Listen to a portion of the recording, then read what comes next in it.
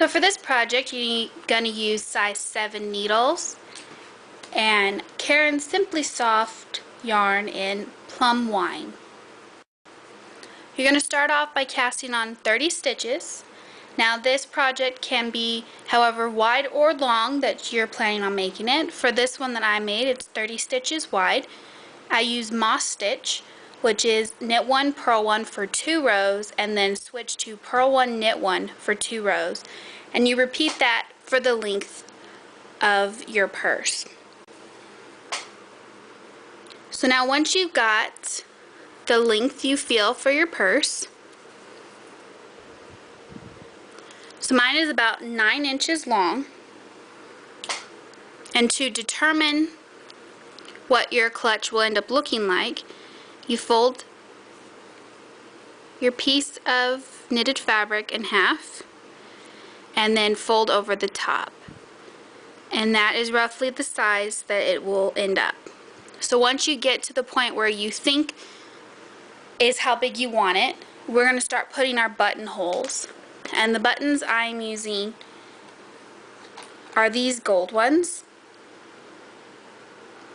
So with the size of these, they will fit just a yarn over buttonhole. If you're using bigger buttons, these are 1/2 inch buttons. If you're using anything bigger than that, you could try a double yarn over, which is we wrap it yarn over twice, or you can bind off a couple stitches and then cast them back on your returning row. To place your buttons, I've decided I'm going to go 4 stitches in from the side and then place my buttons there. So I'm going to yarn over and then knit 2 together. Then I'm going to go 4 stitches from there, yarn over and knit 2 together, and then in between will be 6 stitches.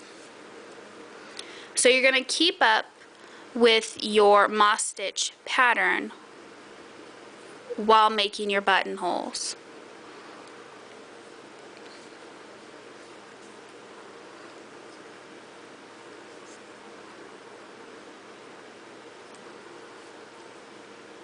So now because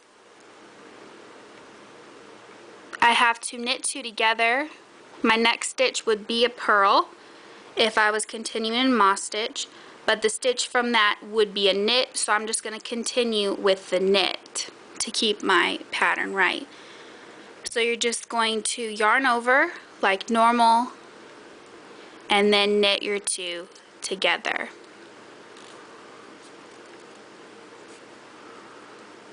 So you've created your buttonhole and kept up with your pattern. So now you're going to continue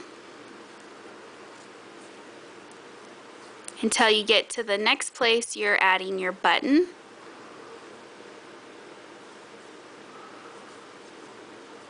And then yarn over, and just like before, I've ended up in the same part of my pattern.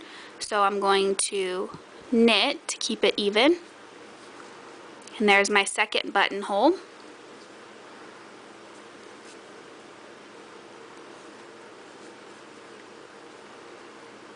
Now I'm just going to continue this until I've placed all 4 buttonholes.